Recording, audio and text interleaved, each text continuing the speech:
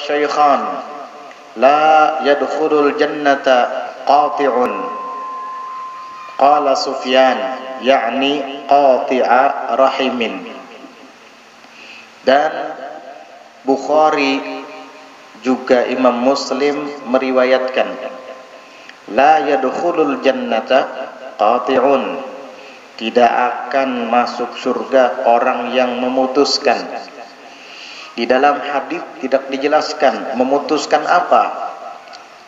Lalu Sufyan mengatakan, yakni yang dimaksud oleh Nabi yang memutuskan itu adalah qati'a rahimin, orang yang memutuskan ikatan persaudaraan. Ketika ia bertengkar lalu kemudian saling tersinggung dan tidak lagi bertegur sapa, maka orang ini tidak akan masuk surga. Na'udzubillah min dzalik.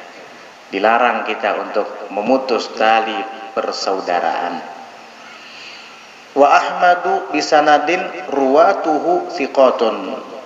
Dan Imam Ahmad juga meriwayatkan dengan sanad yang para ruwatnya, periwayat-periwayatnya thiqatun, adalah orang-orang yang thiqah, yang dapat dipercaya, kuat. Inna a'mala bani adama tu'radu kulla khamisin. Sesungguhnya amal-amal anak Adam, yakni manusia, tu'radu, disetorkan, diperlihatkan kepada Allah, kulla khamisin, setiap hari Kamis. Makanya dalam sebuah riwayat, ketika Rasulullah sallallahu alaihi wasallam ditanya tentang berpuasa di hari Kamis, maka beliau menjawab, di hari Kamis adalah hari disetornya amal perbuatan hamba kepada Allah, dan saya suka ketika amal perbuatan saya disetorkan kepada Allah sementara saya dalam keadaan berpuasa.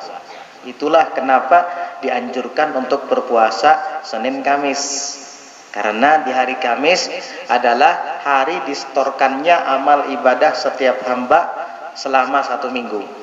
Jadi mulai dari Jumat kita melakukan amal perbuatan, baik itu yang baik ataupun yang buruk, sampai hari Kamis disetor semuanya itu.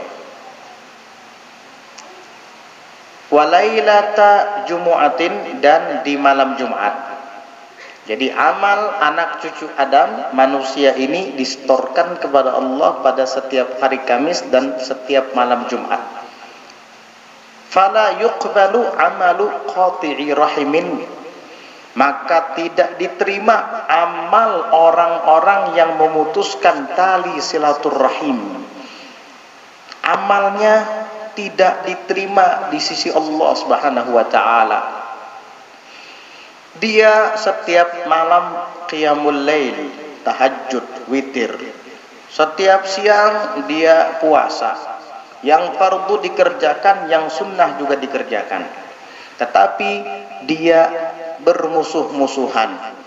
Dia memutus tali persaudaraan. Dia tidak tegur sapa dengan kerabatnya, dengan sahabatnya, dengan tetangganya. Maka semua qiyamul lailnya, puasanya, tahajud dan witirnya tidak diterima di sisi Allah Subhanahu wa taala. Kasihan, capek dan lelah dia beramal, tetapi ternyata sia-sia. Gara-gara memutus hubungan persaudaraan. Gak boleh. La yahillu limri'in ayyahjura akhahu fawqa thalathatin. Tidak halal bagi seseorang meninggalkan saudaranya lebih dari 3 hari. Kalau kita kesel sama orang, mungkin itu adalah basyariyah, sifat kemanusiawian kita. Tetapi jangan berlebihan. Mungkin hari pertama kita sungkan untuk menegurnya karena masih teringat kesalahannya kepada kita, kesal hati kita. Hari kedua masih dimaafkan. Hari ketiga mungkin kita masih ada sedikit menyimpan rasa kesal, tapi hilangkan di hari ketiga itu. Kamu berusaha untuk kembali menegurnya dan memaafkan kesalahannya. Kalau lebih dari itu, maka kamu berdosa. Bahkan dalam riwayat diangkat rahmat dari dua orang itu dan orang-orang yang hidup di sekitarnya. Na'udzubillah. Kita yang tidak tahu menahu kena imbasnya akibat dua orang yang tidak tegur sapa ini. Hati-hati.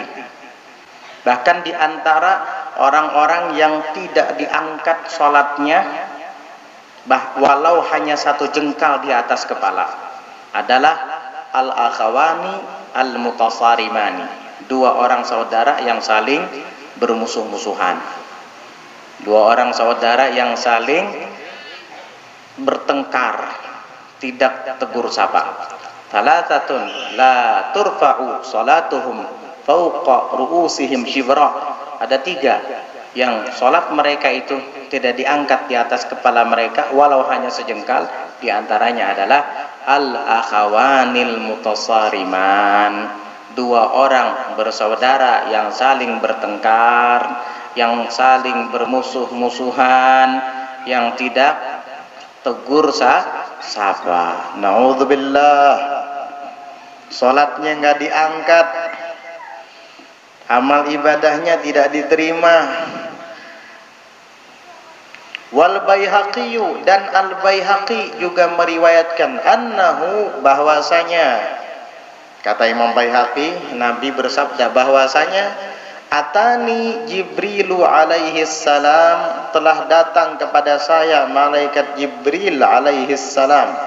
Faqal, maka malaikat Jibril berkata, hadhihi lailatun nisfi min Sya'ban, ini malam nisfu Sya'ban, kata Jibril, pertengahan bulan Sya'ban, malam nisfu Sya'ban, ini malam nisfu Sya'ban, kata Jibril.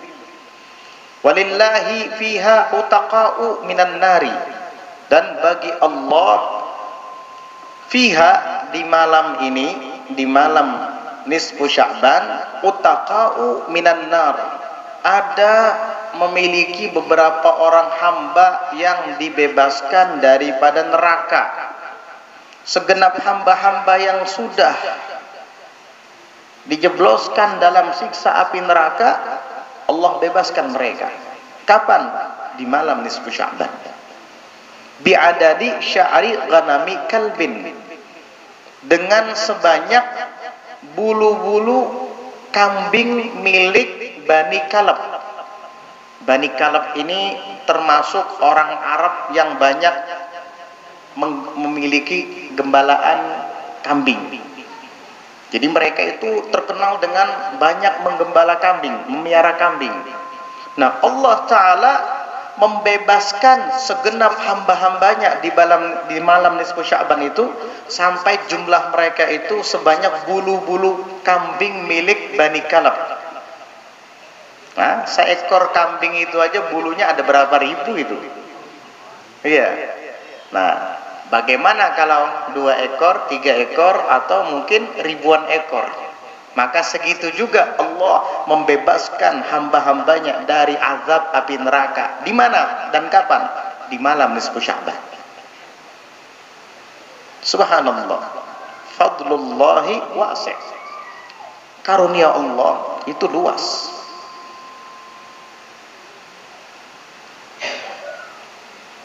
La yanzurullahu fiha ila musyrikin. Tapi sayang, Allah tidak akan memandang di malam nisfu Sya'ban itu kepada orang yang musyrik. Berarti dia tidak termasuk orang yang dibebaskan dari neraka. Musyrik, kafir.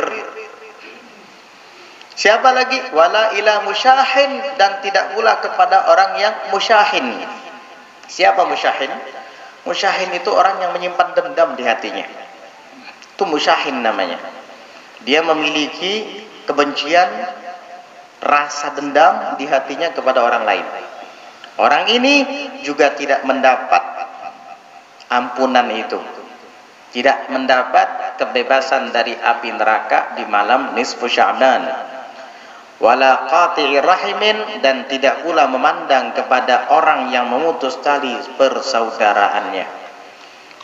Sudah sekian lama ia tidak tegur sapa lagi dengan kakaknya atau dengan adiknya atau bahkan dengan orang tuanya sendiri. Na'udzubillah. Kenapa kamu lama tidak berziarah, berkunjung kepada orang tuamu? Sulit saya mau menjelaskan. Loh, apa yang sulit?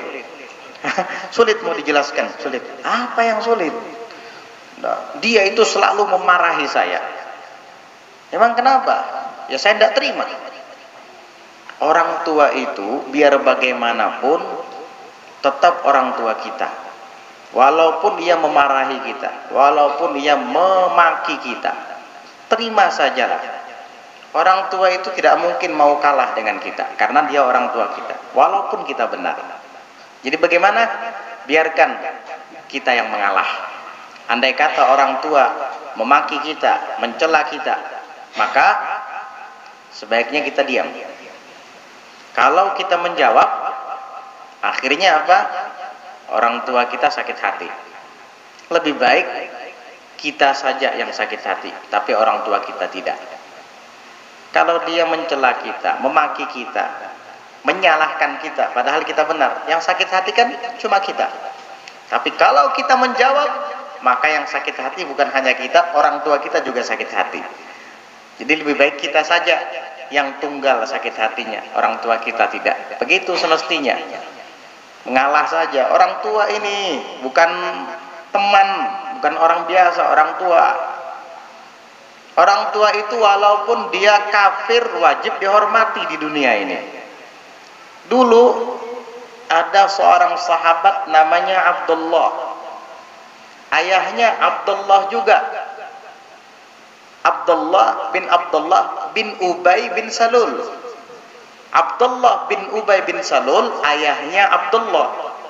Jadi bisi anak ngaran Abdullah, inyanya ngaran Abdullah juga. Cuman Abdullah bin Ubay bin Salul ini dikenal sebagai orang munafik, bahkan raisul munafikin, ketua dan pimpinannya orang munafik.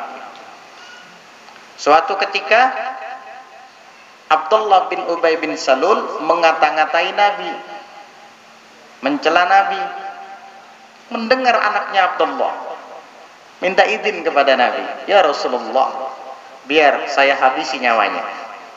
Orang tuanya sendiri, tapi imannya kuat. Kan Nabi yang mengatakan dalam hadis, la yu'minu ahadukum hatta akuna ahabba ilaihi min nafsihi wa malihi wa waladihi wa walidihi wan nas ajma'in. Tidak sempurna keimanan seorang di antara kamu sehingga aku lebih ia cintai, kata Nabi, daripada dirinya sendiri, daripada harta bendanya, daripada orang tuanya, dan daripada anaknya. Nah, Abdullah bin Ubay bin Salul termasuk orang yang sempurna keimanannya, sehingga dia tidak terima ketika Rasulullah dihina. Walaupun yang menghina itu orang tuanya sendiri, dia minta izin kepada Nabi, biar saya penggal lehernya ya Rasulullah. Begitu dia bilang. Maka Nabi menjawab kepadanya, la taf'al bal birra walidak.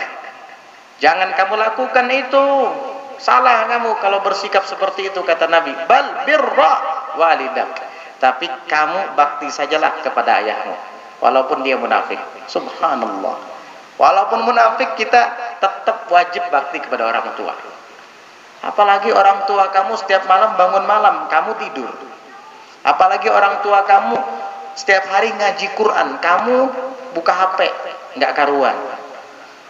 Kamu musuhi dia, durhakanya tuh sangat durhaka sekali. Tidak cukup hanya dikatakan durhaka saja, tapi adalah sangat durhaka sekali kamu. Sampai memutus hubungan dengan orang tua kamu sendiri. Na'udzubillah min dzalik. Jikalau memutus hubungan persahabatan saja tidak akan masuk surga, bagaimana dengan kekerabatan, dan bagaimana kalau kerabat itu adalah orang tua kita sendiri. Na'udzubillah min dzalik.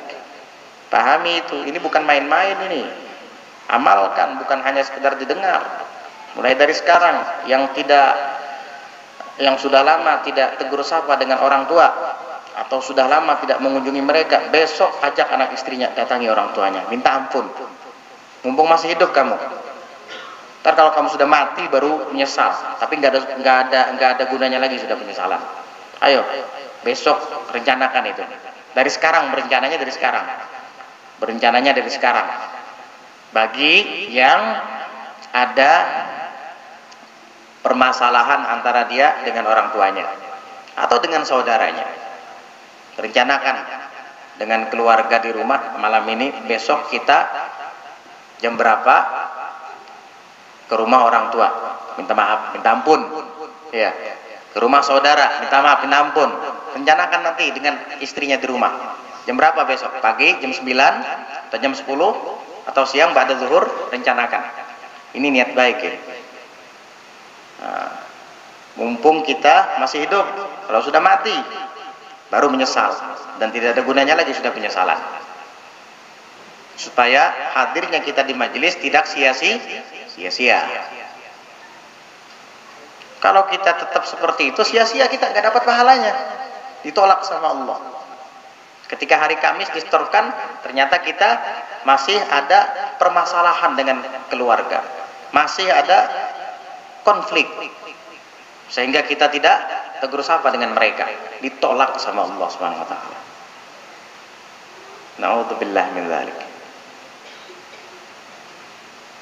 Wala ila musbilin ay izarahu khuyala'a, dan tidak pula Allah memandang di malam nisfu Sya'ban itu kepada orang yang menghulurkan pakaiannya sampai melebihi dua mata kakinya, sampai tumit. Nah, itu hukumnya haram kalau khuyala'a, karena sombong. Jadi dia memakainya itu karena angkuh, karena sombong, karena simbol orang yang sombong biasanya dulu itu menghulurkan pakaian bahagian bawahnya sampai melebihi dua mata kaki, yang disebut dengan isbal. Haramnya itu kalau ada unsur khuyala, sombong, angkuh, beagak, ya orang Banjar. Ada dulu yang seperti itu zamannya, zaman Cut Bray. Tahu Cut Bray ya? Di atas tak kerucut, di bawah teburahai. Jadi celananya itu ngepres di atas tak kerucut, di bawahnya lebar, diinjak kadang, ya. Ada zamannya itu. Loh, kenapa kamu pakai itu? Gaya, sekarang kan bergaya, lagi sedang tren sekarang. Nah, ini khuyala, ini khuyala nih, haram ini. Ini Allah Ta'ala tidak mau memandang pada orang seperti ini. Iya. Tapi kalau seandainya kita memakai gamis orang lain, karena kita nggak punya gamis, minjem sama dia, lalu gamisnya kepanjangan sampai melebihi dua mata kaki, nggak apa-apa. Orang punya teman, bukan punya kita, dan kita tidak ada bermaksud untuk khuyala. Ya. Masa punya teman kita potong, marah dia nanti. Dijamin kayak milik sendiri malah potong misalnya, ya kan? Begitu. Kemudian wala ila aqin liwalidayh, dan tidak pula Allah memandang di malam nisfu Sya'ban kepada orang yang durhaka bagi kedua orang tuanya. Nauzubillah. Wala ila mudmini khamrin, dan tidak pula Allah memandang kepada orang yang pecandu khamar. Al hadis ini adalah hadis pecandu narkoba. Khamar di sini adalah tamsil, pokoknya semua yang memabukkan, bukan hanya sekedar khamar berupa minuman keras saja, semua yang memabukkan, yang merusak akal pikiran, yang ada unsur iskarnya, baik itu berbentuk tumbuh-tumbuhan seperti ganja, ataupun berbentuk obat-obatan seperti narkotika, ataupun berbentuk serbuk seperti sabu-sabu. Sama, orang yang pecandu minuman keras, narkoba dan narkotika itu tidak akan dipandang oleh Allah, dan dia tidak akan mendapat keampunan di malam nisfu Sya'ban. Na'udzubillah min dzalik. Ayo sebelum ajal datang, tobat daripada narkoba, tobat daripada narkotika, tobat daripada minuman keras. Minta ampun kepada Allah Subhanahu wa taala. Kapan lagi kalau nggak dimulai dari sekarang?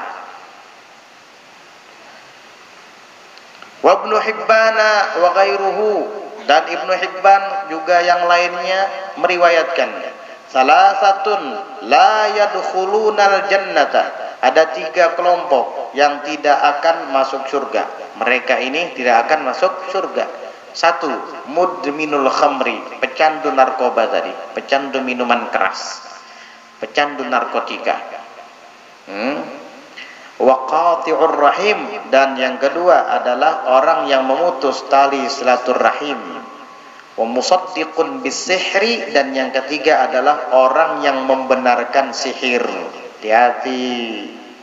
Ya, orang yang membenarkan sihir itu termasuk mereka yang tidak masuk surga.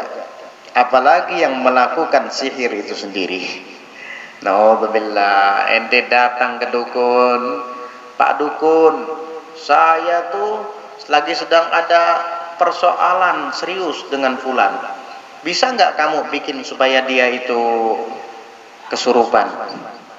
Oh, siapa gerang ngarannya? Ada gambarnya lah. Oh, tenang. Akhirnya dibacanya jampi-jampi. Takut siap kamu. Wah. Ini dukunnya tadi masuk neraka. Yang datang ke dukun membenarkannya sama masuk neraka. Masuk neraka, akan masuk surga yang seperti itu. Itu termasuk as-sab'ul mubiqat, 7 yang mencelakakan seseorang. Di antaranya sihir. Ini sihir ini bahaya ini. Menyantet orang. Pak Dukun, saya sudah berapa kali nagih hutang dia nggak bayar-bayar, padahal dia banyak punya uang. Bisa nggak kamu bikin perutnya bengkak? Oh, tenang. Yang penting kamu bayar sekian. Apa syaratnya? Kamu cari bajunya. Pas menjamur dadaian, hilang bajunya seperti ini. Nah, ada lagi bajuku hilang. Sekalinya 2 hari kemudian bengkak perutnya. Disantet sama si dukun. Si dukun masuk neraka, yang bayar dukun juga masuk neraka. Bahkan mungkin dia lebih dulu daripada dukunnya masuk neraka. Karena apa? Karena dia bayar dukun itu melakukan sihirnya tersebut. Hati-hati. Jangan anggap remeh hal-hal yang semacam ini. Ulun semalam berdatang lon si Aluh itu ditolaknya, sakit hati ulun, Pak Dukunai gawi Pak Dukunai.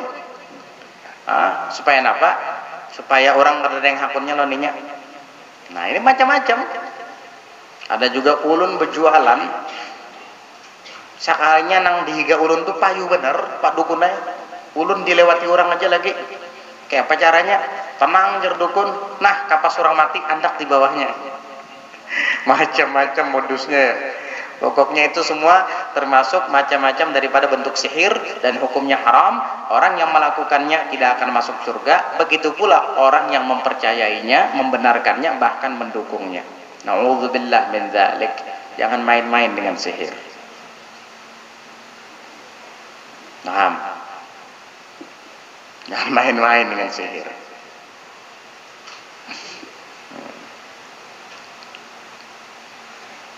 Wa Ibnu Abi Dunya wal Baihaqi, dan meriwayatkan pula Ibnu Abi Dunya wal Baihaqi dan Imam Al Baihaqi, yabitu qaumun min hadhil ummati ala ta'min wa syurbin wa lahwin wa la'ibin wa yusbihu qad musikhu qiradatan wa khanazira wa la yusibannahum khasafun wa qadhafun hatta yusbihan nasu fayaquluna khusifa al-lailata bi bani fulanin wa khusifa al-lailata bi dari fulanin wa la tursalanna alaihim hijaratun minas sama'i kama ursilat ala qaumi lutin wa ala qabaila fiha wa ala durin wa la tursalanna alaihim ar-rihul aqimu allati ahlakat adan ala qabaila fiha wa ala durin bisyurbihimil khamra wa lubsihim al-harira wa ittikhadhihim al-qaynati wa aklihim ar-riba wa qati'atihim ar-rahima wa khoslatun nasiyaha Ja'far. Wallahu a'lam bissawab.